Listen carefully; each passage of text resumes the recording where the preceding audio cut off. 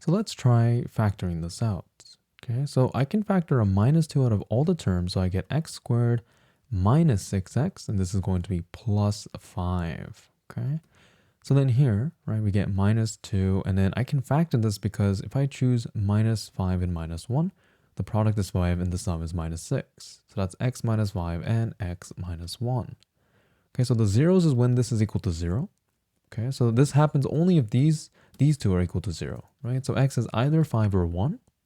And now if you want to find the maximum here, right, you have to notice that there is symmetry in a quadratic relation, right? So then when you have a downwards facing curve like this, right, and you have the two x values here, the x zeros, right, exactly at the halfway mark is where the vertex should be.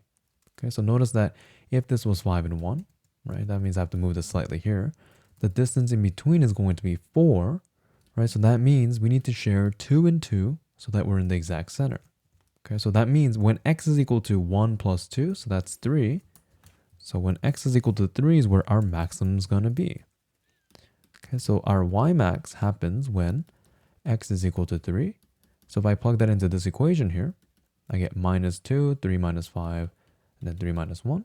So minus 2, this is minus 2, this is 2. Right, so we see that 2 times 2 times 2 will give me 8, and these negatives will cancel out. Okay, so the maximum value happens when x is 3 and the max value is 8.